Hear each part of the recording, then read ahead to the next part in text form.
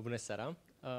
Ediția de astăzi o să o facem în limba engleză, datorită faptului că avem un speaker în engleză, prin urmare toată lumea să înțeleagă.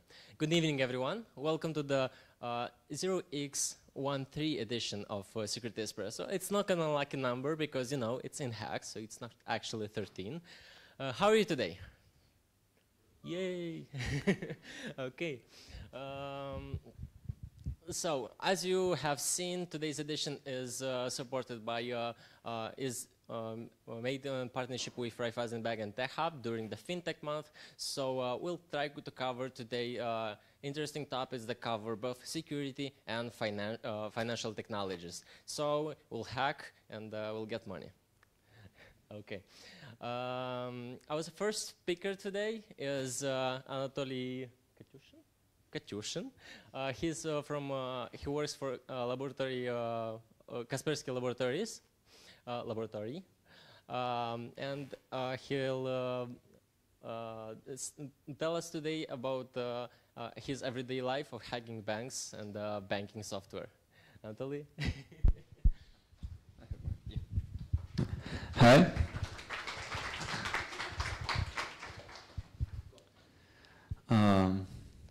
Oh, it's too loud? All right, it's okay. All right. My name is Anatoly, and today I'm going to share some of our experience in online banking systems and some other stuff. So, but first of all, I have to say that I'm honored to speak on behalf of the Kaspersky application security team. This story started more than 8 years ago, so I joined the team about 5 years ago or a bit more. And for 5 years, we've analyzed hundreds of web applications. Practically every third was banking application, then dozens of mobile applications, so other research stuff, CTFs. We make CTFs, we play CTFs, we do bug bounties, so we have some experience. So, what should I mention? That I ain't gonna talk only about banking security, because usually it's Java plus Oracle. So there is a lack of interesting cases there. And also I really like to share the only interesting cases in our daily work. So I'll tell you about web application security, mobile payment systems, online shops, etc., etc. So there will be no dry enumeration of WASP top 10, nothing about banking fraud, ATM hacking, networking, malware, or physical money robbery. So, but first of all, I just have to ask some of you, does any one of you uses internet banking systems? Is there anyone? All right, so I think I don't need to explain this slide. So every one of you uses internet banking, maybe mobile banking, Google, Apple Pay. Maybe you in Romania can transfer money using SMS. So let's just skip to the concept of the report. So I'll just name some vulnerability, and we'll take a look at 3 cases. The first case is a good case when everything seems to be fine. There is no vulnerability, but there is still some problem, something went wrong, there is some side channel, so the vulnerability will exist.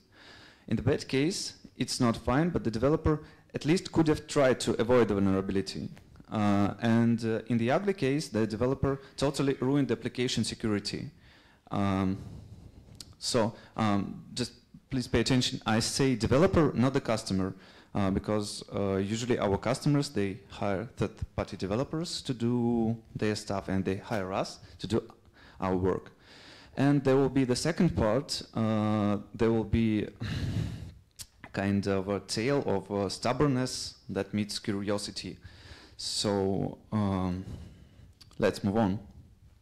The first vulnerability, it's user enumeration. I think that you all know what is it. It happens when an attacker can determine user existence on the system. So let's imagine that the developer made everything well. There is no such vulnerability on the system. But when we try to put the name of our customer on the Google using Pastebin. We found some cards, some card holders, and all the information about them.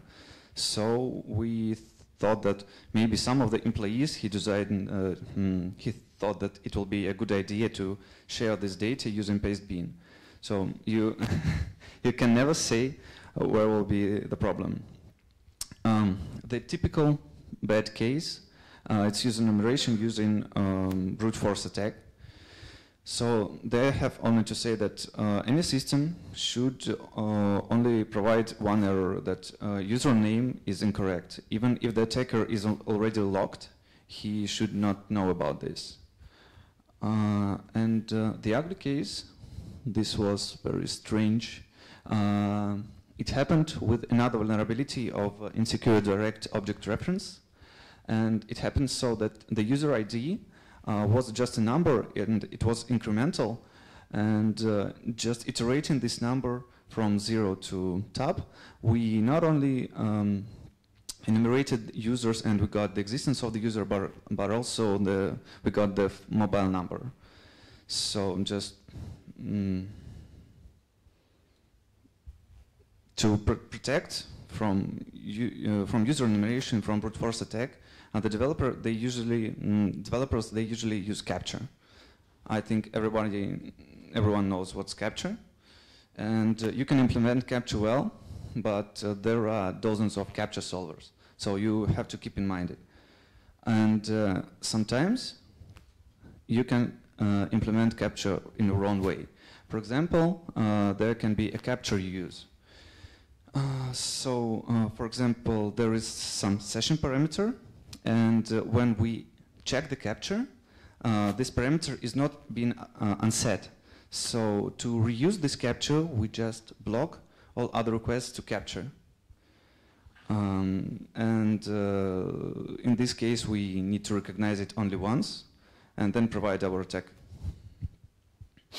And the ugly case, the first one is when the developer he decided to send a capture value to the client, and also there is something like capture use because we have an ID of the capture, but the other one was just generating capture on the client.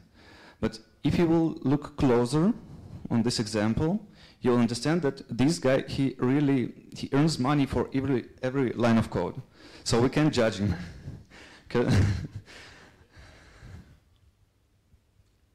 Okay, so let's say that there was capture in your system, but it was bypassed, and you have some monitoring system, and it tells you that some user is being attacked in some way of brute forcing. So what you will do, I think that you will try to lock the IP of attacker, right? But you have to keep in mind that there are some other proxies, anonymizers, that there is Tor, and that you have to restrict all traffic from exit Tor nodes, because nothing good comes from Tor. In the bad case, the developer decided to lock user but temporary. But if there is user enumeration, we can call denial of service for the whole bank, and this will cause some problems. But in the ugly case, the lock is permanent, and in this case, bank just loses its customers. So keep in mind, we do not lock user accounts, we lock attacker by IP address. The final solution is two-factor authentication. So one of them is one-time passwords, sometimes it's tokens, and in the good case, it can be all right, but if there is a victim and the GSM traffic can be intercepted, or for example, I can negotiate with some employee from mobile network and he will duplicate me SIM card, or he will just give me the one-time password, or we can just steal the mobile, we can steal the token, the mobile can be compromised. Also, just you remember about social engineering. So But the bad case, the really bad case, is that there can be race condition. If you've ever seen it, in this case, one-time password, it becomes many-time password. And it allows us to attempt multiple login, or if we are working with a transaction, we can make multiple transactions. And in some other ways, there can be item dupe or multiplication. So this is a screenshot from Lineage. Once upon a time, we had this bad case. So there is a mobile operator, and it's his website. We have some interesting features there. We can manage our subscriptions. We can look at our calls. We can transfer some money, and we also have a blacklist. So the blacklist is such a thing that you add a number here, and you won't get SMS or calls on your mobile phone. But there were a couple of security flaws. So the first one was XSS, and the second one was self-blacklisting. So I think that if you know what cross-site scripting is, you already guess that we just enable subscription using the XSS. We add the number of the victim into blacklist, so the victim will not get the one-time password. But this one-time password is viewed in the blacklist in the web application. So we just get it from here, we provide the subscription payment, and we get some money. So this one was very strange, and actually this was an investigation because the mobile operator, he couldn't understand how did it work. And the ugly way of using one-time passwords is to forget to check them. So in this case, there was a parameter authentication mode, and it told the server which time of two-factor authentication will be used. For example, here it is RSA token. But let's say I will send there something like empty or something that will be absent on the system. And if the server doesn't know this type of authentication, it will just skip this step. The other one case was with this pretty card. So we get from the system these coordinates, let's say D3, it will be L, and then we send on the system the value of the coordinate. So it works fine until you think that an attacker cannot eavesdrop your traffic. If he can, then he will get this whole card. But anyway, the logic was practically like this. So for example, if we request for the map, there will be a parameter in the session. But if there is no request for the map, we just send credentials, skipping this step. So it will just check credentials, and we will pass the second authentication step. And I think that this case for currency exchange is well known to your country. As for our country and some others, so the good case was that there was this component to exchange currencies in your banking account, but there was a default in the country, and this component was not up to date. So with every exchange, bank just lost money. I don't think that this is a developer's fault, but still. The bad case is math round vulnerability. Have any one of you heard about this? All right, so I'll explain. So let's say that there is a customer, there is a bank, and there is some currency. So you can buy $1 from the bank using with 33 of currency, and you can sell it using and you'll get 30 currency. And there is a casual math round, not floor, but just casual math round. So it works fine until it comes to small numbers. So look, let's say we have $1. It's 33 of currency. So one currency is 0.03 in period. So it's 3 cents, right? It's math round. So using this exchange, we lost 0.00003 of dollar. But what if I send there 0.9 of currency? Then I'll get 0.27 in period, and it rounds back into 0.03 into 3 cents. So we lost some. We won some. We won 1/3 of a cent. If we will try to optimize the value, we will find this. And we win half a cent with every transaction. And in this case, you win, when we convert it back, you win 0.07 of a currency with one round. So the exchange rate is now not 33, but 27.67. So it's a good conversion rate, I think. No, sorry. So if there is no one-time passwords and you have no limit on transactions, so you can make, for example, 1,000 of currency, send in 1 request per 6 seconds, for example, like that. And there are a lot of ugly ways. For example, negative account transactions, amount transactions. There was an ugly way when you transferred more than you had in balance, and other race conditions. So, this one is my favorite. Once upon a time, we had a lot of customers from one region, and they all had product made on framework of one developer. And there were a lot of vulnerabilities there, so just don't, this is ugly. It's always ugly. Okay, let's say you decided to improve the security and implement web application firewall. So the firewall is such an application. It is located between user and the target system. It analyzes the traffic, and it detects attack, and it blocks attack.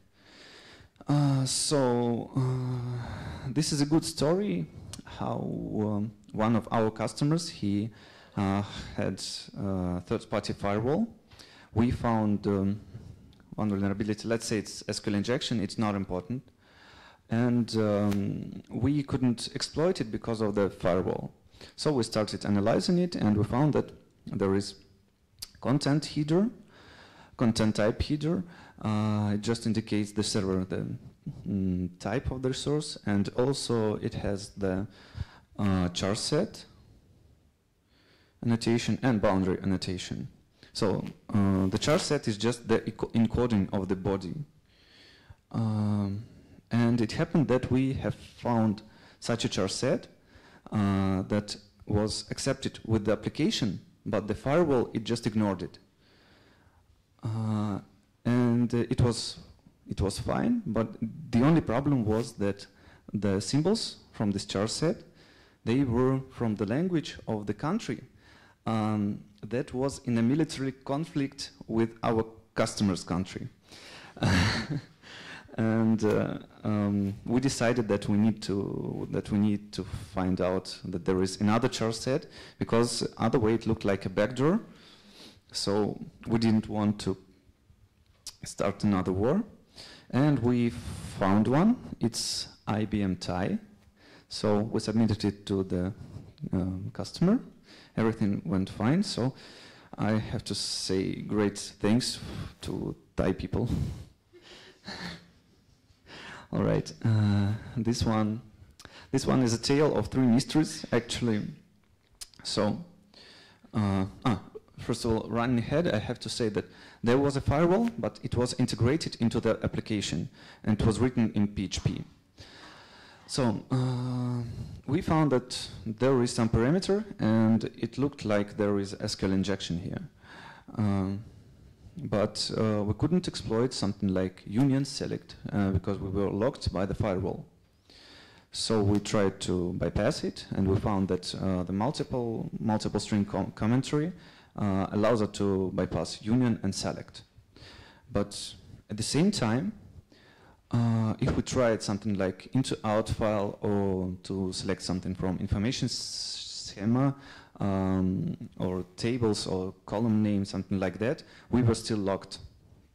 So we couldn't understand why we can't bypass it. So this is the first mystery.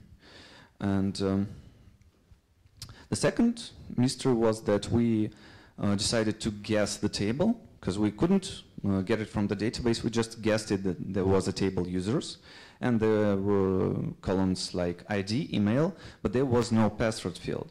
And there was no such like pass, hash, something like that. It was another mystery. And the third mystery was that there was another Sql injection in cookie, and Web just ignored it. So we managed to upload web shell.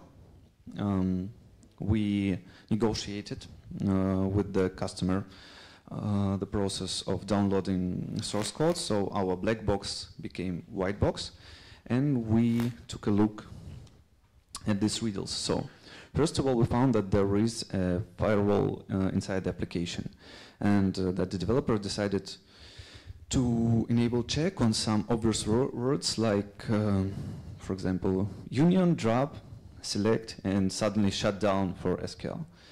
And if you pay attention, these words, they are surrounded with spaces, or there is only space on the left side. So this is how we can bypass the firewall, because some other markers like table name, information schema, and something like that, they didn't have this space character. So we could bypass union, but we couldn't bypass table name, for example. This was the first riddle. Oops, sorry. Yeah, the third mystery was obvious. There was just no check for cookie. And also, there was such a thing that, for example, when the attack was detected, only then the developer decided to remove these commentaries and replace it with spaces. So not in time, not in time. And the third mystery was that the password field was mopas. I don't speak French. It was mopas. So we considered this as a special French protection that works better than the firewall. All right. So the ugly case. Do you remember the story about that failure firewall? So the developer, he let SQL injection in the firewall. So even if it will work, it will be vulnerable to SQL injection. If you take a look, all parameters, if the attack is detected, they will be serialized and then put into the request without any escaping. So I can say that this is kind of double fail. I've never seen such an ugly case in my life, and just avoid making your own firewalls. All right, so about SQL injection, a couple of words. There was a good case. We found SQL injection, but we couldn't make anything with it, and then we realized that we are getting into link.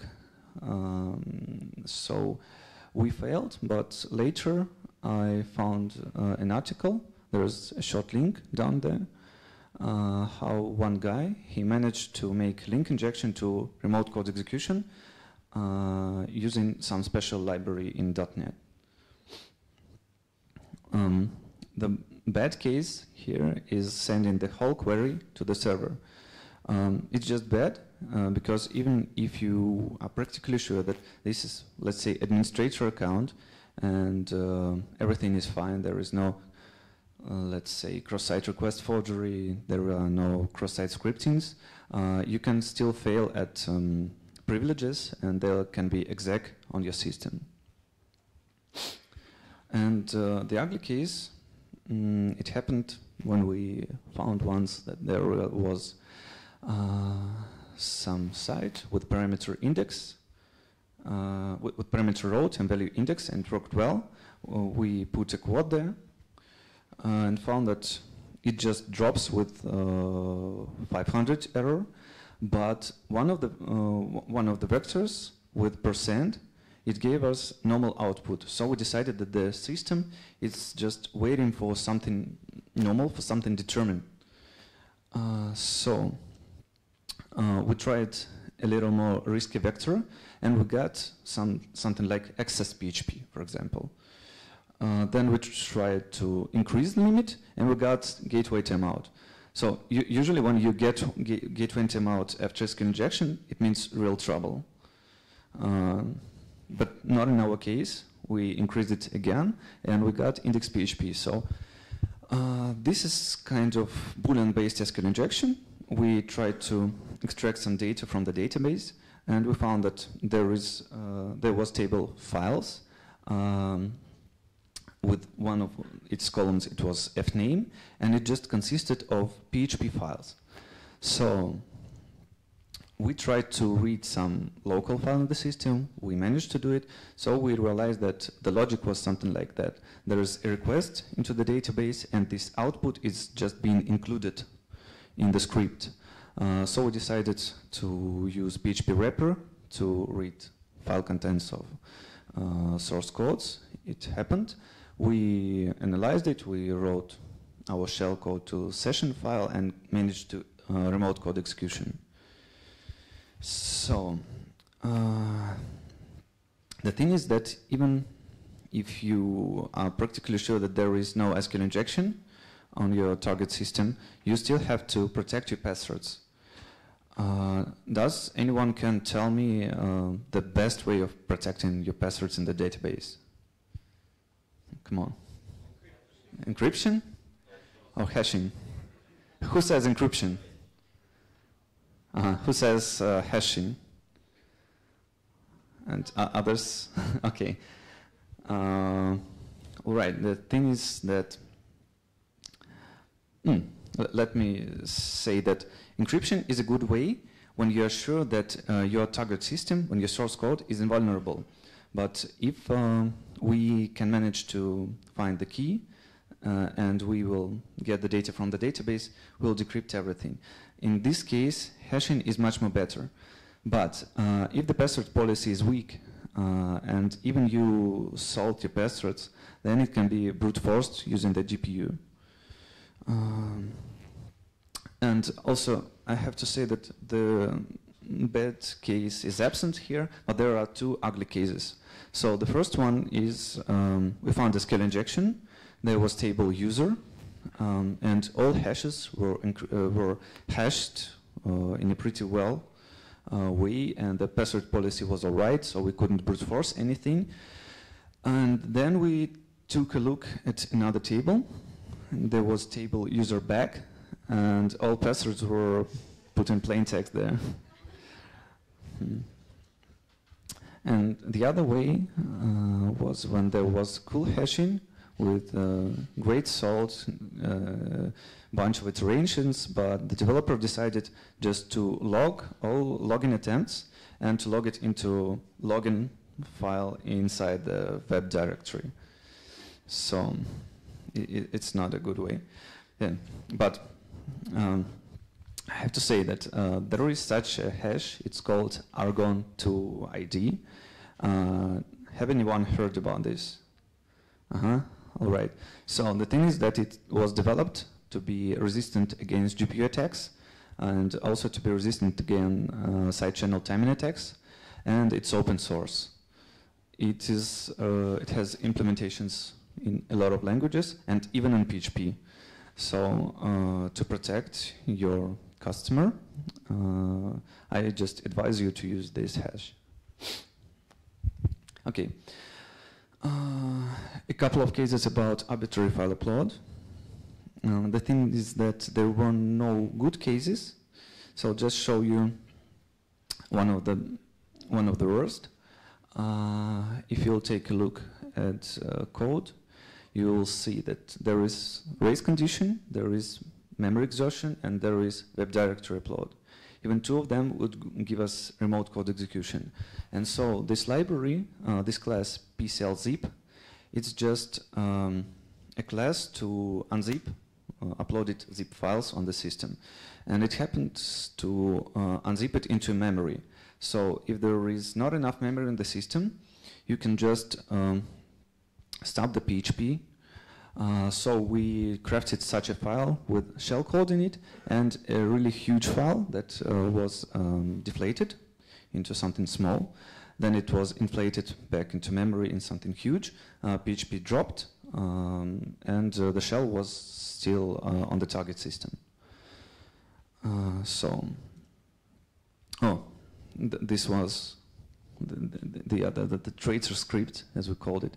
So there was file upload on the system, and I think that you all know that usually when you upload the file, there is special content disposition header, and it contains the name of the file, and then the web server, it will process this name, and it will protect you from directory traversal.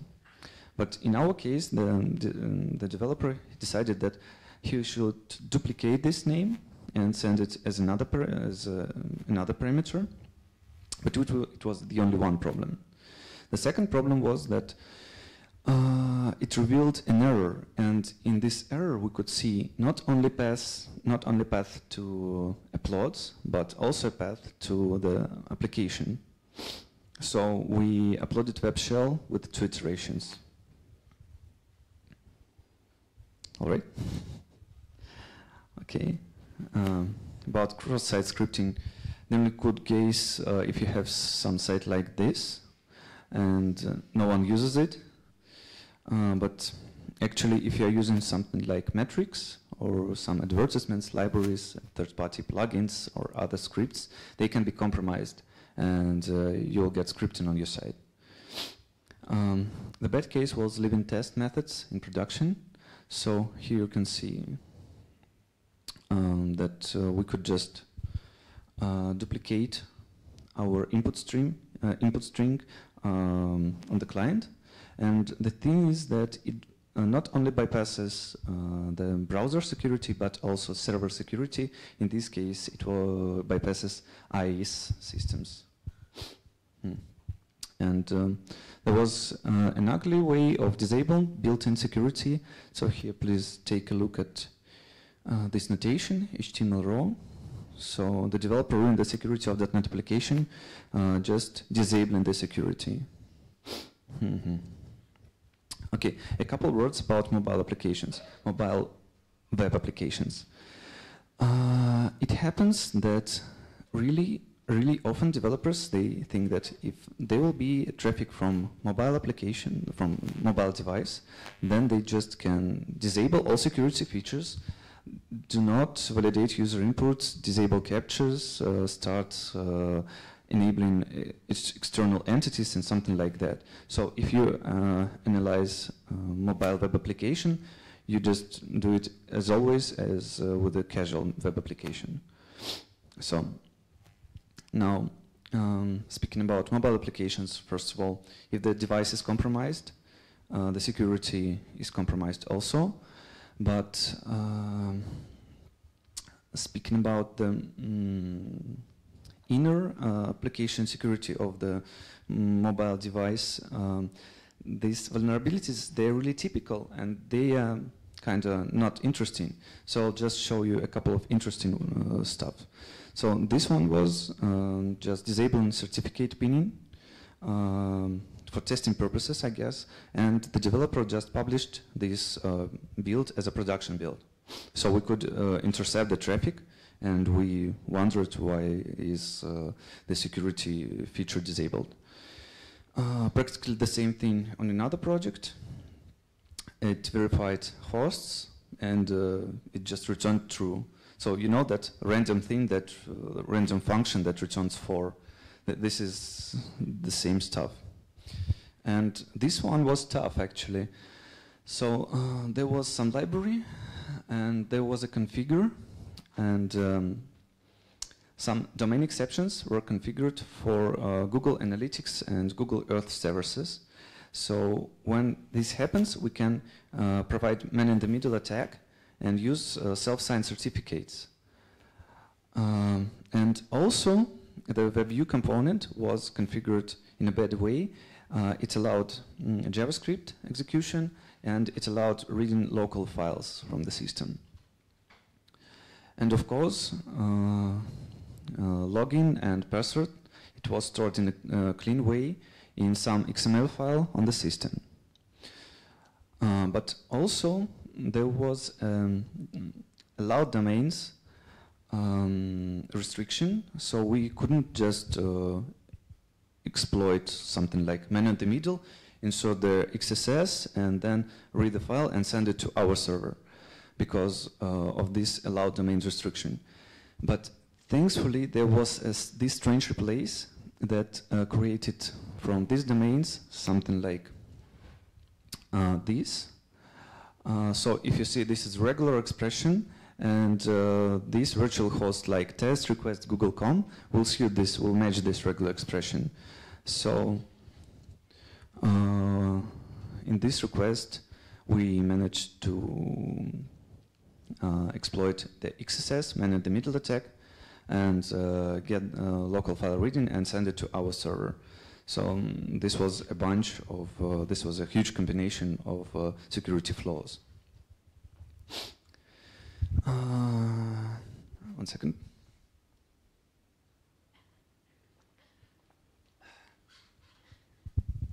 So the boring part, it was there.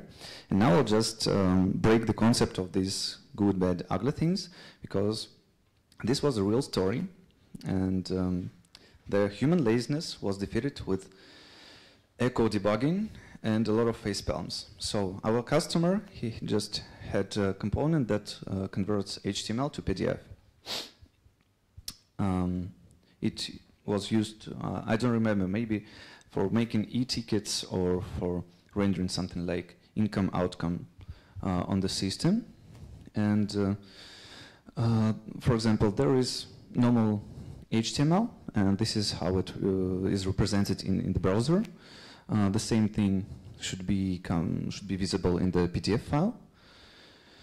And a wise developer, he will just make a special template on the server. He will just make some injection points. He'll receive parameters, escape if there is something that's needed to be escaping, and render the output to us. But in our case, the developer decided to send the raw HTML from client to the server. And this is what happened. But first of all, I just want to debate a little with you. If you know CSS, can you say, is this legal? Will it work? Who says no? Let's see. Okay, everyone agrees. And using CSS, can I read local file? Is it legal? All right. What about this data protocol? It's okay. Yeah, it should work. Yeah. What about FTP? Nope, not only. It will work in Firefox, but it's deprecated in Chrome.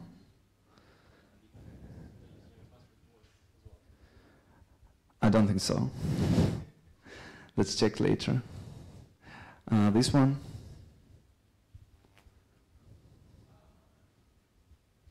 No. All right. This one. Absolutely no. So just think, should the developer think it over when he develops this component that creates PDF from the HTML? Or this is a headache of the developer who just uses his component and who receives raw input from the user. So we started analyzing the application. We found that there was a library DOM PDF, and there was no fingerprint of the version.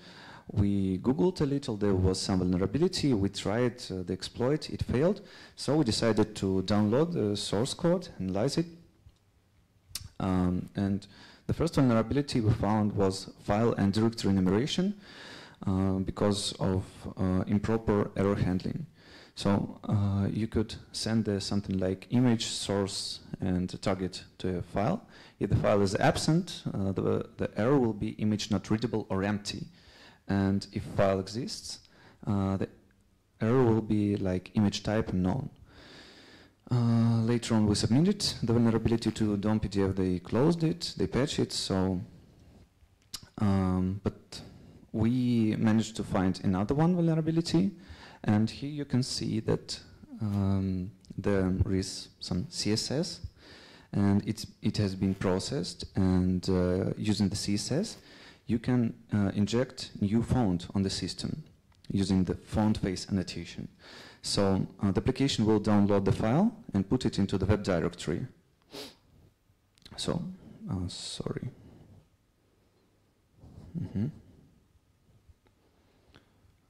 So it will put in the web directory into some file, and this name is foreseeable. It's just MD5 of the path to the remote file. So this is the exploit, and on the right side in the blob you can see the file name. So we could just access it from the web. But the snag was that in our case, this DOM PDF component was a component of Symfony framework. So it was outside of the web. So we submitted the vulnerability, it was fixed, and we moved on. And we found code injection. So here you can see the attack was possible due to insecure string replacement. So as I've told you, the component, it downloads new fonts and it processes them and in a special way to optimize the performance. Then it exports the array with font data and replaces the combination of like single quote, you see this single quote, and real path to the component directory with just global constant name, dot, and a quote. So actually, it replaces it like this. And if you know the real path to this DOM PDF component, you can inject your own code. But you'll say, how we will know this path? First of all, we'll get an error, and we can get an error. We will get the full path to the application, but also, thankfully, to Symfony, this framework has hard-coded value for this parameter. So it was /app//cache. So we got remote code execution on the system. The vector is a bit harder, but I think you got the point. So we're pretty sure that the customer will understand us and will just avoid using this concept of generation HTML from user input. We were wrong. They just changed the component. It was MPDF. I think that a couple of days ago you could read some tweet about how another guy exploited practically the same thing. So MPDF has a special tag. It is called annotation, and if you target a file in href, it will just embed this file into the PDF. So the only thing you need is some vector like this. Then it will be inflated and put into the file. So when it will be deflated. So when you inflate it back, you will get the component. But actually, this is not a bug, it's a feature. And we decided to find something really interesting. So get ready to the magic. There was this function, read CSS. And it just makes something like, okay.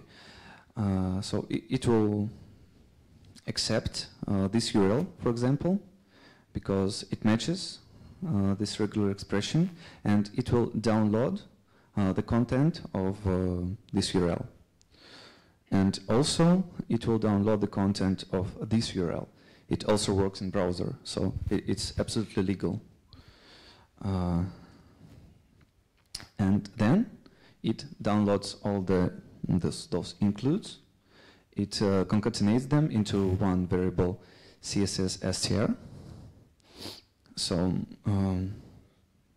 something like that will be something like this in memory. But the only thing is that they are separated using the space character. So later on, there is such a logic that if there is a URL pattern, URL of image pattern in this variable, it will be decoded, the data of the image, and it will be put into some file. And this file will have foreseeable name, so we can try to guess it, to download it from the web directory, but you have to brute force 10,000 requests, or just get normal output, how we did. And also please keep in mind it's still Symfony, we can't access web directory. So this is our variable CSS str in the memory, and this is how it will be later after the processing. And there's function image that really processes the data from the file. So it accepts really an image. And if you will just read the content of the file, it will fail. But if you will make something like this, that there is special debug header, and it's legal, and then you concatenate it with, passvd, of course, then you will score. So this is the final exploit. I will explain it now. So this part is the suffix, it's CSS, and the JPEG header in base 64, because it will be decoded later. Then we read the file contents using PHP filter and convert it into base 64, and there is a suffix. So in memory, later on, it will look like this. The prefix, the header, the space, the contents of the file. In this case, I used etc issue, because it's smaller, and the suffix, and also spaces. Please take a look at spaces, because how will be the data converted? How will be decoded using the base 64? We just took a look at this function in PHP, and it says that there are two parameters. The first one is data, the second one is strict, and it's set to false by default. So if it's set to true, the function will return false if there are any characters outside of the base 64 alphabet. And if it's false, these characters will be silently discarded. So they are silently discarded. So it converts well. This is the complete HTML exploit, and this is the exploit and the output. So you can see there that there is JPEG header, some stuff, and there is the contents of the file. Okay, so we sent it back to the customer. What do you think the developers decided to do? Of course, please meet HTML to PDF component. So I have to say that this component is based on special TC PDF library, and also this component was written by a French author, as you remember, secure code. So the part of the code was also written in PHP, in French. So let's take a look at this function, read style. It reads inner links as practically as the previous component, then it gets its content, then it implodes it using this line break symbol /n. So, and then it just removes this line break character and replaces back with the space. And so we decided, in this library, you could specify font family. And for example, if I would specify font family like free mono, it will try to find on the system this free mono PHP, And here you can see that it is already pre-processed. It has some array with some coordinates, just for optimization. So later on, this value of font family, it will be just included. And the problem is that it checks if file exists. So if file is absent, it throws an error, and it's a good error because it stops the application and it shows us the font family. So we decided to make something like this in the memory. This is the exploit. The thing is that it's reversed. I don't remember why. Just don't ask. So this is the footer, the contents of the file, and the header. So this is the request, and that line is the content of the file. But as you can see, in memory, it's camel-cased, and we get it lower-cased. So this really happened because of this function on add font that just lowers this variable. So we decided to extract the contents using double base 64 encode. So this explanation will be tough, but I hope you'll get it. So base 64, it just encodes the data. It takes 3 bytes of the input, and the output is 4 bytes of the base 64 alphabet. So in our case, we don't know the plain text, but we know the chunk that's once encoded and lowercased, and we know the chunk that's 2 times encoded and lowercased. So we will try to take this chunk and we will mutate it using upper and lowercase. Then we will decode it back lower and check if it's equal to the chunk that is once encoded. So it looks like this. You take the chunk, you permute it, and if it equals, it's equal. So this is the right name, the right permutation of the chunk. So we edit our exploit a little. Now we can use one-time encoding and double encoding together. So we extract both values in one request. This is just a script, how to extract the contents. And this is the value of the file. So here you can see the output. So we sent it back to the customer. He told his developers, no, of course no. Please meet TC-PDF. This is the library that HTML to PDF was based on. And it's pretty good. But the only thing is that there was some special service tag called TC-PDF. And you can see that if it has it exists, it will just try to decode attributes and call some user function based on that attributes. And so it will be possible only if this constant KTCPDF calls in HTML is set to true. So I think this is pretty secure. But the developer, he decided just to enable this and to warn you that for security reasons, disable this feature if you are printing user HTML content. So we could call user functions from that class. So we found one function, write this cache. It accepts parameters, and so we can make it write anything to any file on the system. Yay! And the other function was add font. You're acquainted already, and it just includes the file. So you write something on the system, you include it, you got remote code execution. So this is the final exploit. These are just the parameters on the system. And this is how it looked in Burp Suite. The code was executed, and later on we found that there was some patch for this thing, that there was some signing of those parameters. But if you know PHP enough, and if you're lucky enough, I think you can try to avoid this this check, this protection. So, this is it.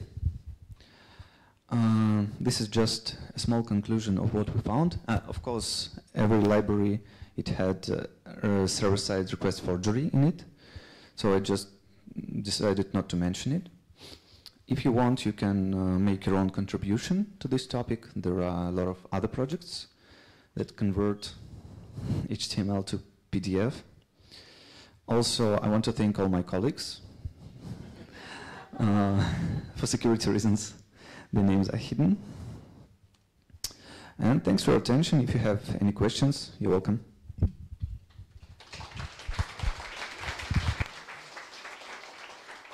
So, for every question, each participant will get one t-shirt.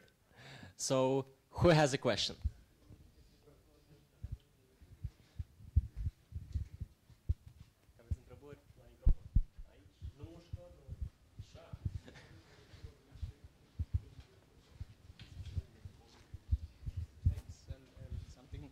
Hey, so a quick question, or maybe just a statement about the banking software. There's a pretty well-known attack that happened in Romania 6 years ago with the math round. When exchanging currency from one account to another, exactly as you specified, only the bank had the one-time password implemented. And there's one guy in Romania, Adrian Furtuno, that built a robot and yeah, I read about it. Yeah, I just wanted to say that. Thank you, great statement. By the way, cool finding to the PDF libraries. Thank you very much.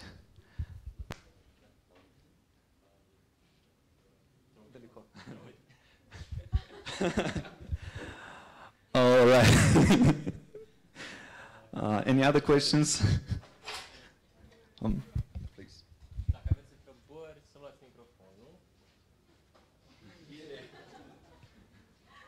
Yeah, so the question is, you talked about, so you talked about the fact that in certain cases, any file, basically your exploit could write files into the systems. Wouldn't this kind of exploit be avoided if the process under which the application works would just be, you know, locked from a security point of view, or somehow, you know, put in a virtual machine or in a container? Look, in this way, there is always a temp directory that is allowed to, it's usually allows to write everything for every user. And I also heard that there is such a way of writing into file descriptor. There will be a research in a couple of weeks, the disclose of this. So I think that anyway,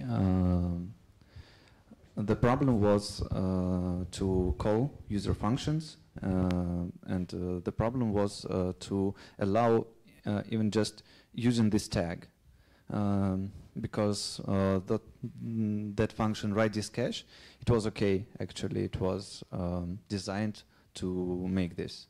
So if you will just restrict writing to every directory in the system, I think that it will work, but there will be no such a point. So, thank you for the question. It's kind of over-securing, over-reacting in this case. So you have to protect it a bit before. I'm the next question. Thanks, it was very interesting. Regarding SQL injection, you mentioned about vulnerability in link queue. I didn't understand if it is present or not. It is present for link library 1.0.6 version. When that guy, I don't remember the name, he made it to remote code execution. And now it's 1.0.7. So if you are up to date, there will not be this issue. Yes, I use quite a lot entity framework and LinkU, and that's why I asked. And in general, it shouldn't be used like this to form a query from strings. There are libraries to use classes for parameters and keywords. That's why SQL injection is so largely found, I guess. Yeah, but if it was HQL injection, for example, it will be a bit of more harder issue, I guess, because sometimes you can make SQL injection from Hibernate, and sometimes you can make it to remote code execution. Thank you for the question.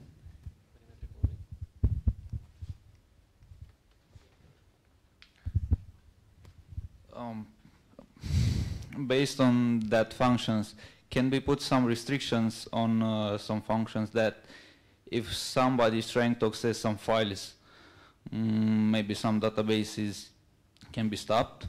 I mean, a function from somebody from another country? I think that it's possible, but again, it's overreacting in this case, because you kind of have to protect it before calling any function on the system, before making those restrictions. If I understood you right. Okay, thank you. I think this is more of a reaction than a question, but it's actually a question if you can explain the how the last bank actually handled what you discovered, because to me it makes no sense. Like, they had the library, you discover vulnerabilities, right? Like, if those vulnerabilities were patched, why did they change the library? Like, why did they migrate to a new one? And after they've done that like 3 or 4 times, like, why didn't they stop and kind of take a step back? Like, it makes no sense to me. Why wouldn't they like cut the feature or kind of, because I think you've also given them advice to like sanitize the input, sure. right? Why didn't they follow that advice? Like, it makes no sense. I think that this is because of kind of nowadays bureaucracy development. When you have to test it, when you have some steps, a lot of steps to test the product before the production, and so they decided to go in the easiest way, not even patch the front end, just change the component. So on the 4th issue, they finally started sending parameters in a good way. But I think that for them it was much easier to change the component, and also they were not waiting for example, DOM PDF vendor, because they just change the component and it's okay. Because maybe if it's vulnerable to this, it is vulnerable to some other stuff. So just let's change the component. Why not? Okay, thank you very much.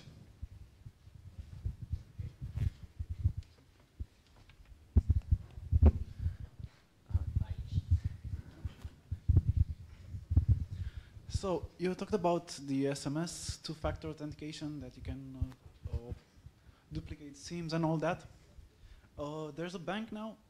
There's ING, which uses like a user. There's a user code, and there's a 5-number password, and there's a 2FA, and you can do everything with that.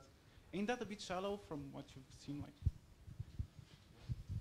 sorry, could you repeat the last phrase? Okay, so the username is like a code, which kind of can be defined. It's like your first 2 letters of your first name and the 7-letter code. That's the username, and then the password is like a 5-digit number. And then there's the second factor, the authentication by SMS. 6 digit? Yeah. Okay. I think it's 5. Yeah, it's 5. So ain't that a bit too shallow? I don't know. I think that we will see.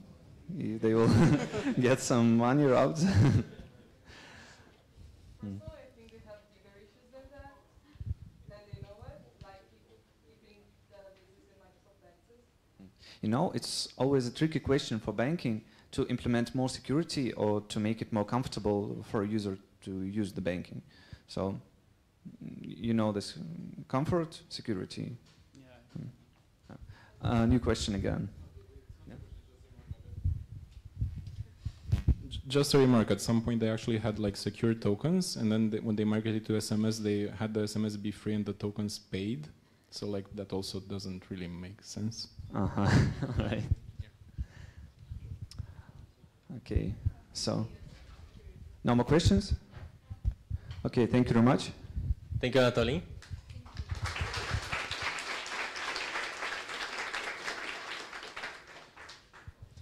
So we'll take a small break, and afterwards we'll return to the second talk.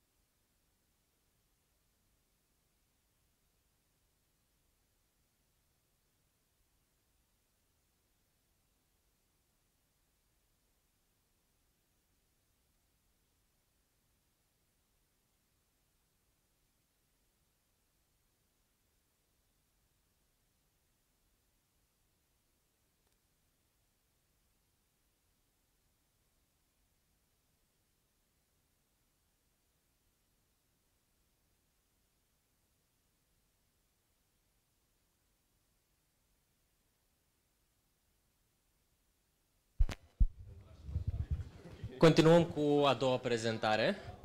Vă rog să luați loc.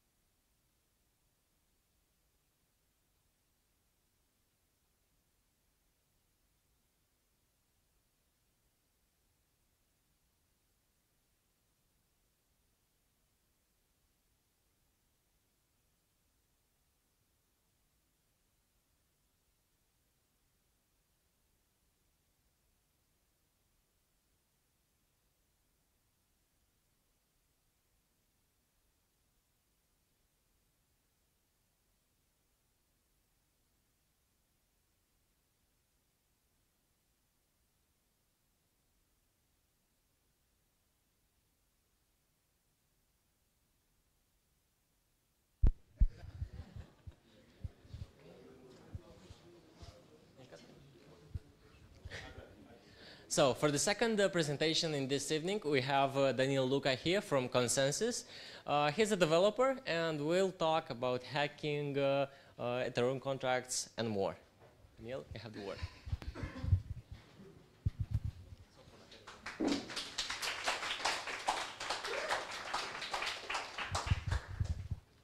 Okay, hello. Ooh, a bit loud. So first, a little bit about me. I'm Daniel Luca. I'm part of Consensus, so I'm an engineer at Consensus. I write code for about 14 years, and I write code in blockchain for about 2 years. Consensus, if you don't know what it is, I kind of try to describe it as the Google of Ethereum, because they do lots of stuff. They're also an incubator. They have lots of projects. They're also an investor. They also have big parts doing academy. And within Consensus, I work in Alethio, and we do blockchain analytics. Most of the time, we look at the blockchain data, and we try to find interesting stuff there, and sometimes create some kind of interesting dashboard to display some data. So what's this about? I have 2 stories. I only have 2 stories, not 30 stories or how many he had. But they're longer, and we're going to go into detail. And it really helps if you know about Ethereum, if you understand blockchain, if you're a developer, because we're going to have lots of code, and we're going to go through that code line by line. I'm going to try to make it very clear for everybody. So can you tell me if you know how blockchain works or how Bitcoin works? Can I see a show of hands? So lots of people know about Bitcoin. Do you know how Ethereum works? Because it's important to understand how it works, yeah? Okay, so a few people, but I'm still going to have a short introduction. So Bitcoin just works if you send money from A to B. And Ethereum took this technology and built a new layer on top of it.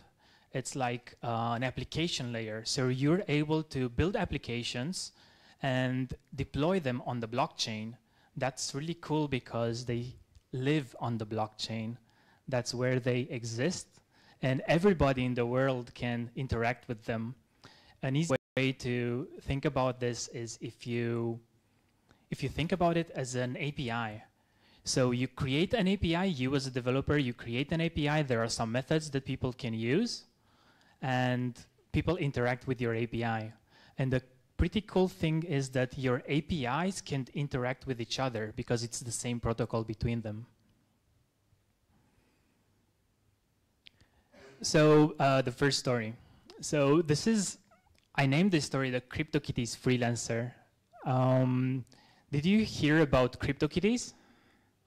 Okay, so that's really cool. So people know about CryptoKitties. CryptoKitties is basically an application. It's a DApp. We call it a decentralized app.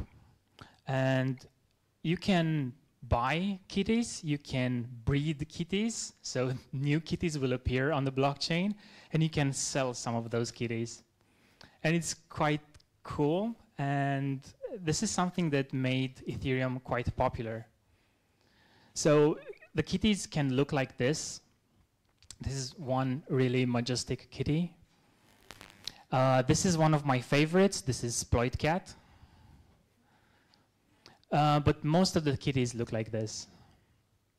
And I want to tell you a little bit of how popular this was, because it was extremely popular at one point. It was so popular that people were playing this game on Twitch. So if you know Twitch, people go and play games there. But there were people who were just opening their browser and they were trading kitties and they were breeding kitties. And it was, that's when I understood that that's a peak that we reached. And let me see if I have a pointer. Okay. So this is a graph. It starts from block 0 of Ethereum and it ends at block 6 million. And we did an analysis trying to understand what people interact with on the blockchain. So this is methods that people called on the blockchain on different contracts. The one in green, the one here on the top, which represent quite a bit, are the methods that are part of the CryptoKitties smart contract. And it's almost like a quarter of it, but we do ignore the ERC20 tokens. So have you heard about tokens? They are a large part of the blockchain, of what happens on the blockchain. So they actually were very popular at one point. This, as a point in time, is about December 2017. So let's understand the basic mechanic of it. You take two kitties, you have two kitties that you own, you breed them, you basically call a method that combines the two kitties, and a few blocks later, a few minutes later, you have a new kitty. And this is quite an interesting method because each kitty has a DNA attached to it. And when you combine the kitties, the DNA is combined. You don't know how exactly that is done because that was hidden. You can understand if you're fluent in assembler. But they wanted to have this hidden so people don't abuse it. The thing about Ethereum is nothing changes if there's no transaction that hits the blockchain. So let's say the first person combines the two kitties, it breeds, and then you need to wait a few blocks. If nothing happens, if there's no transaction that hatches the next kitty, if there's no party that gives birth to the new kitty, that new kitty does not exist. So somebody needs to be there, call the new function, and the third kitty will appear. In order for this to happen, because with each transaction you pay a transaction fee, somebody added, you need to add a reward. So it's like you add 0.01 Ether, and the person who calls the transaction will receive that Ether minus the transaction fee. So that's why you're incentivized to give birth to the new kitty. So let's have a look at a simplified version of the breed function. So this is one function within the smart contract of CryptoKitties. We have the matron ID and we have the sire ID, which are basically the parents. It's external, it's payable, and when and you can send transactions to it when the contract is not paused. So first, it checks if there's a value attached to your transaction, because that value will be saved within the smart contract until the third person comes. There are some basic checks. There's another require, like checking if the kitty is already gestating or already is giving birth to another kitty. So just some basic checks. And then it calls the breed with method. The breed with method, it emits an event and it tells you at what block you can call the give birth method, and you can hatch the third kitty. So a few minutes later, you can call the give birth method. And so this is also a simplified version of it. You get the mother of it. You just make sure that it's ready to give birth. You create the kitty, and then you send the attached reward to the person who created this transaction. Otherwise, nobody would do it. They would just pay transaction fee for nothing. And you just return the kitten ID. So you get this kitty. So when I started reading the smart contract, this was December. It was just launched. There were a few days since the contract was active. And I saw this opportunity. I saw that somebody can just create a bot and start gathering the rewards. You will get reward minus the transaction fee, but it always has to be positive. Otherwise, nobody's doing it. And I just started researching it, and I saw that somebody was already doing it. And in about 3 days, he got like $5,000 of Ether worth. So it was quite a lot of money for writing a bot and playing this game, or just extracting this Ether from the blockchain. And there probably were a few more people, but one had quite a large amount of Ether. So then I thought, what should I do to beat this guy? So if I want to beat this guy, I want to add a transaction with a higher gas cost. So this way, the miner will pick my transaction instead of picking his transaction, but my profit will be smaller than his. What's going to happen next? He's going to increase his transaction fee, and his profit will be smaller. And then I need to do it again, and my profit will be smaller, and so on, until like nobody wins. You get to zero like that. So I still started writing the code. It took me too much. And before I saw that, I found out there was somebody who was doing this a bit differently. So they were doing this like this. So the first part is just one transaction, which generates multiple kitties. So the idea is that when you call give birth, you get one kitty. But if you create a smart contract that checks for multiple kitties and calls give birth for multiple kitties, you will get multiple kitties at the same time. And there's less overhead, so you will have a higher profit. And at least you'll beat the other guy who just does transactions one by one. And there's also another advantage if you do this. But let's have a look at like an example code of how to do this. So this is also a simplified version of how to do it. you import the kitty breeding solidity file, which is basically the interface.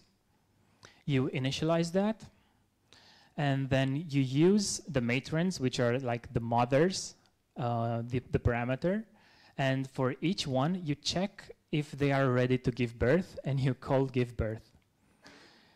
The cool thing is that you can check if they're ready to give birth, and then you're not creating transactions that hit nothing, that just fail. And this way, you're able to like get the reward from 10 kitties at a time, which is kind of cool. So then, okay. So if you're gonna start to do this, you're gonna have the same type of fight. Somebody else will create a new smart contract, they're going to increase the gas price, and you're gonna have the same kind of fight. You're gonna beat the first strategy, but you're not gonna beat the same guy that does the same thing. So I kind of started thinking if there's a better way. And honestly, I couldn't find a better way, but after a while, I found somebody who told me a better way.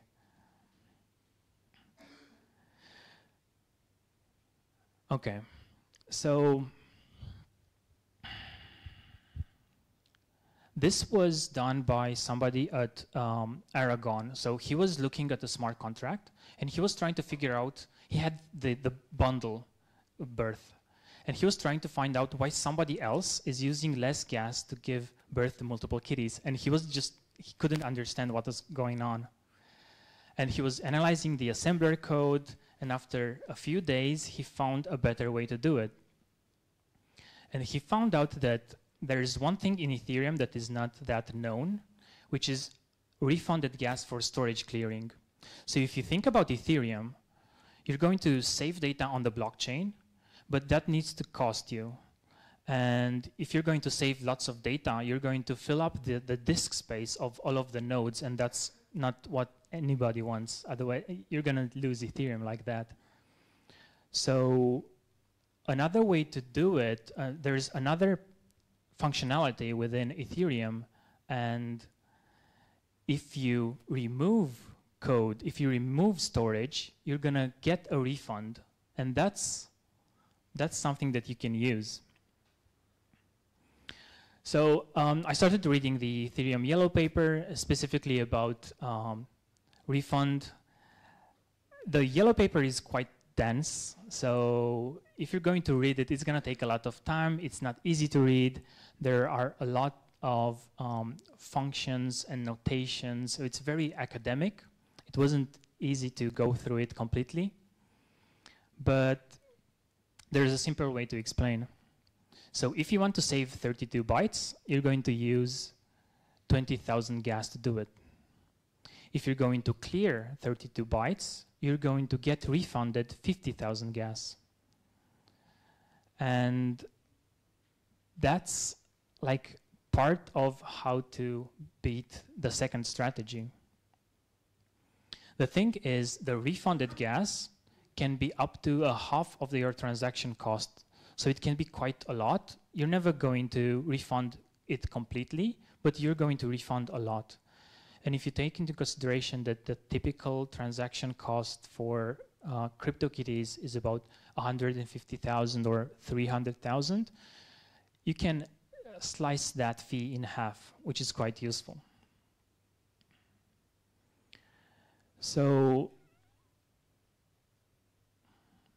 how they did it is they were monitoring the blockchain. So the first strategy, you just monitor the blockchain, you monitor the events, and when a new kitty can create the newer, cuter kitty, you're going to send a transaction. The second guy was doing this for a bundle, and the third guy needs to do something more, which is monitor the blockchain when the gas price is low, save a lot of data, and when you need to hatch the kitties to give birth to them, you clear data, and your transaction fee will be cheaper. And that's something that was really smart. It seemed really smart to me at that point. And I think there's another way to explain this.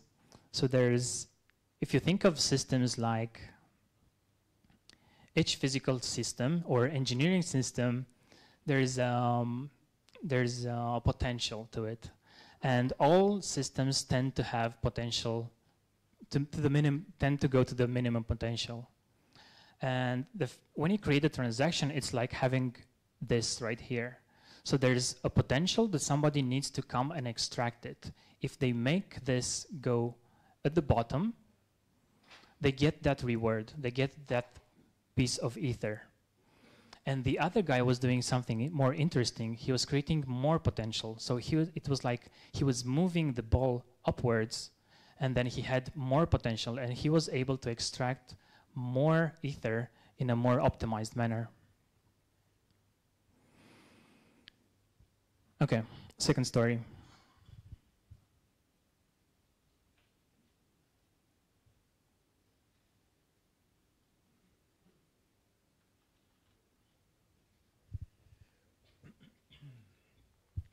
Okay, so winning the lottery. There was another big application on Ethereum. It's called FOMO 3D. It's basically, some people know it. It's basically a scam. It's basically a Ponzi scheme. It's a pyramid scheme, but people still play it. And it was extremely popular. I mean, I think the pot was about 2 million in the first round. So that's quite a lot of money, but there were much more money that flowed to it. So this has like 3 basic mechanics. One is people who enter early will get dividends from people who enter late. And yeah, some of the people know it. Some people probably entered the first day, and I think it lasted for a few weeks. Another mechanic is the last person who buys the ticket, the last person who enters the lottery, wins the whole pot. And there's another lesser known mechanic, which is the airdrop. So there's a chance that when you buy the ticket, you will receive some ether. There's a random chance. But random doesn't really exist on the blockchain, does it? So just a few days later, Peter Zilagi, which is the main developer of Geth, which is the official Ethereum node, he explained how people can exploit this mechanic. And it's quite brilliant.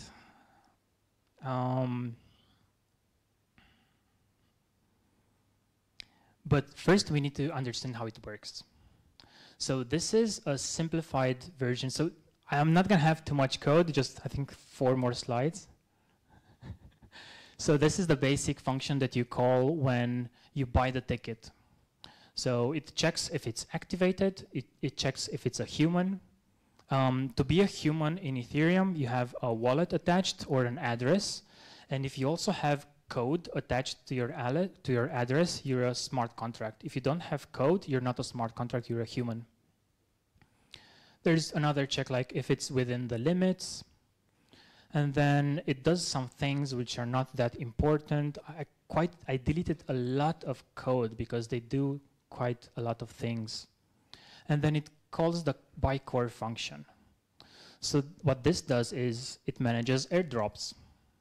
It checks if you send at least 0.1 ether. It increases the airdrop tracker. So the airdrop tracker will increase the likelihood of gaining some of the pot. And then it checks if the airdrop should be activated.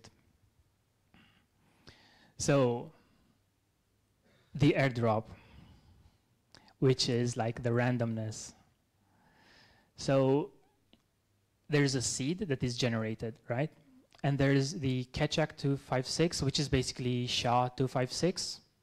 And it uses some entropy for that. It uses the block timestamp. It uses the block difficulty. and it uses the block Coinbase, gas limit, message sender, and block number. And these kind of are things that you can use, anybody can use, because if you're within the same block, you're gonna have access to these. So that's another reason why you can't do randomness on the blockchain. I mean, nobody found a good way to do it. So it generates this seed, and it does some small computation to it. And if it's smaller than the airdrop tracker, which is always increased, it tells you that you want the pot, and you can extract that data. You can extract that ether, the pot, basically. But there's a small problem to it. First, you need to understand that we already know that the difference between a human and a contract is the code. You have code attached to you, right? So, for example, I could write a smart contract that just copies everything, copies this, and if the conditions meet, I'm going to send the transaction, gain the pot, and if the conditions don't meet, I'm not going to do that, right? So you basically check if you're going to win the lottery before playing the lottery. The thing is, we have this, is human.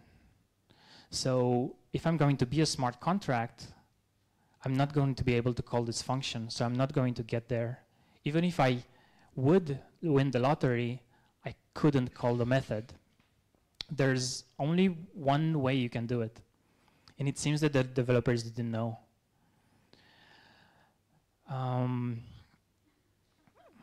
Okay. So the is human is just checks the sender, gets the address code, and tells you, sorry, humans only. But if you deploy a contract within the same block and within the same transaction as the one that you're going to send, the account code is not saved yet in the storage.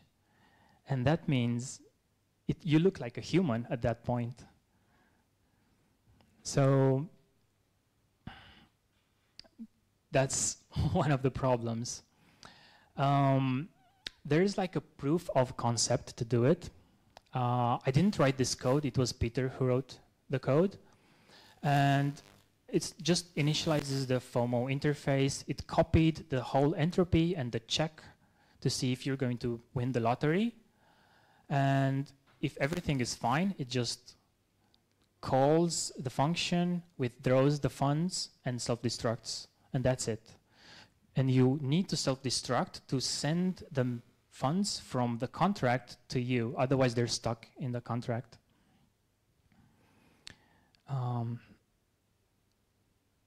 Okay.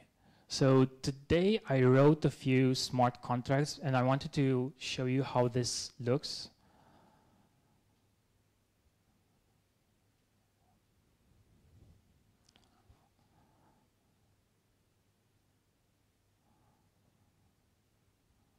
I think this is the best that I can do. So there's the transaction. It calls a method in a smart contract. That creates a new smart contract, because every time you need to create a new smart contract. So I created a factory of smart contracts, which was deploying a similar version of the code that you saw. That was checking inside the FOMO 3D application if I would win the lottery. And if I would win the lottery, it would play the lottery and send the funds back to me. And there's actually, this is quite interesting. It's not that complicated to do. There's a better way to do it. So what happens if you check that you're going to win, but you're not going to win? You need to wait one more block, send another transaction, and see if you're going to win then. The better way is you deploy one contract, that checks if it's a winner, and if it's not a winner, you deploy another contract, and that checks if it's a winner, If it's not a winner, you deploy another one, and probably the third will be, and then you get the pot and you stop. It's basically like, you know, you get a lotto ticket, you write the numbers down, you see if you're gonna win, you're not gonna win, you throw it away. So when I was monitoring the blockchain, there was somebody already doing this. I think that looks a bit more complicated. Could we, let's see.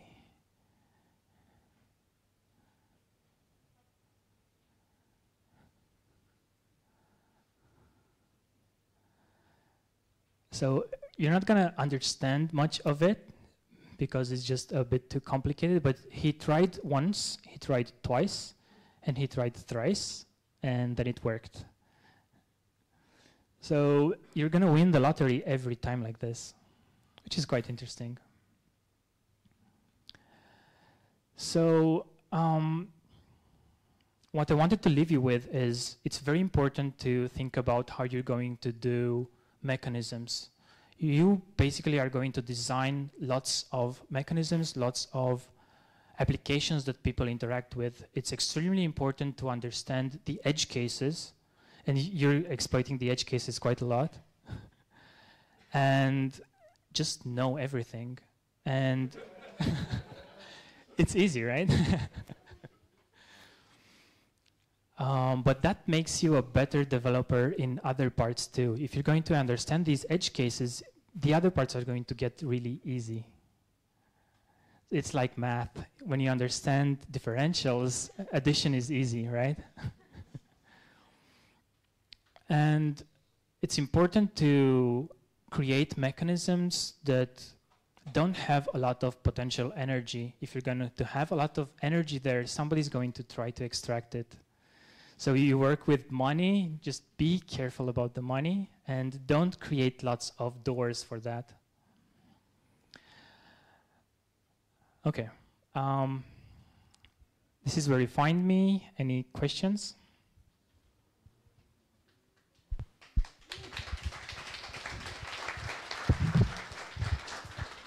Just a small announcement. I have some good news for girls and the guys wearing a size S.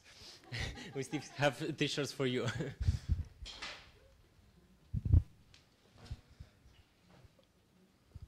So in this example, you told us about how we can see if you're a winner by checking the blocks. And in this example, at the third block, it will be a winner. And to get this smart contract, we could put a code into the checker. Couldn't we just use another account, another wallet, so that that one is human, and use that instead of using this code? Okay, you can use that, but you're not going to know if you're the winner because you need all the other parameters too. So you need the block timestamp, you need the block hash, and that changes every block. So if you create a smart contract, it already has access to all of that. And the only thing that changes is your address. So you combine a method of where you know everything, and you can change one thing, and you just change that entropy until you're the winner. Does it make sense? Not really? So if I'm going to be the account, I cannot run the code. I can run the code right now for the block that just happened, but I need to be in the block that is happening right now. I think the point is you don't have enough time. Like theoretically, you can have a contract. You can have like one contract that just tells you if you're a winner and then do the transaction manually. But in reality, you don't have enough time because the new block is gonna come and that information becomes stale. So like I think that's the point. And there are also some pieces of data like the block hash. You're not going to know the block hash. Sorry? It's the current block hash. It's the current block hash. Oh yeah, okay. Yeah, sorry. So I have another question. You told us there are some apps on the blockchain, applications. I was wondering what are the advantages of having an application on a blockchain rather than a server or something like that? Well, this is like an open-ended question. So I'm just going to throw at you some random words like it's trustless, it's decentralized, right? You don't need to go through banks to do stuff. The Ether already is embedded within the blockchain, within the protocol. And nobody's going to stop you to deploy a Ponzi scheme if you want. And if people really want to use it, they will use it. Nobody is the gatekeeper. And I think that's very important because at the moment we're building all these gatekeepers, which is Google, Facebook, or the United States. And I don't really like gatekeepers. I want things to be open and to have like an open market, and the market will decide the winner, not the gatekeepers. I don't want to go too much into politics right now. Okay, thank you very much. Other questions?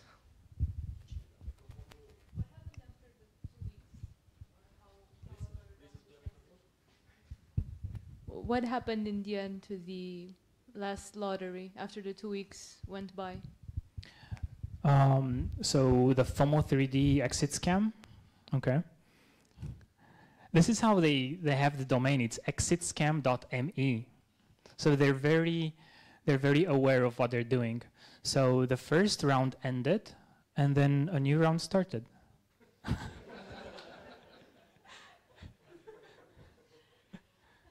It wasn't as popular, but just keep the ball rolling. Did they just kill the contract? No, they didn't kill the contract. The contract has methods to enable a second round. And some of the funds from the previous round will get reported to the second round. So they have all these mechanisms that make you want to play again or make you want to try, like the airdrop, or don't let you stop, because if you're the last one, you can win the whole pot. But they basically, at the end of the 2 weeks, get the pot. It's not a specific time. It's like... whenever they want. So it works like this. When you buy a new ticket, there's a timer that is increased. So people were buying lots of tickets, and there's a cap time, which is 24 hours. After a while, people didn't want to invest anymore. So they stopped buying, or they were buying less frequently, and the timer started to decrease. When it reaches 0, you're the last one. So it's not a fixed time period like 2 weeks or a month, or some people thought it would last a year. It didn't. So the last one won the special prize, the bonus. Yeah, I actually wanted to do 3 stories, how the guy won, because it's also very interesting, but I didn't have time to explain it. But it wasn't a bot. It was just a guy who was creating special transactions on the blockchain, and he won 2 million with that. Ether? $2 million dollars? In Ether. Okay. Other questions? We still have some t-shirts. Okay. In this case, thank you, Daniel. Thank you.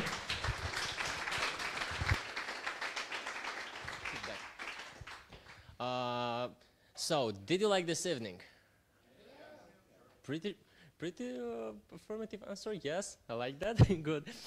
So, in order to improve and get better and better, what's going to be next is you filling out the feedback form. Alexander Majic. Okay. So we'll put this on the stream as well. Afterwards, we'll finish what's left there at the kitchen, and then you're all invited to get some beer at the Tunes pub. Yay! Okay.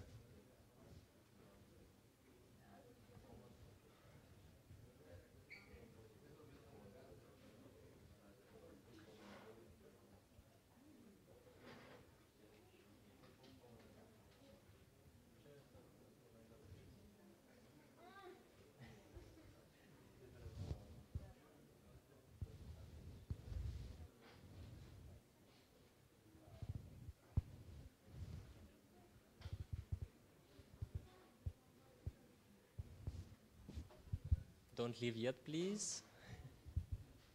Okay.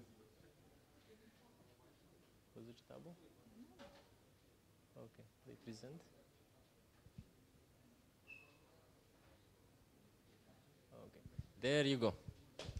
I'm pretty pleased.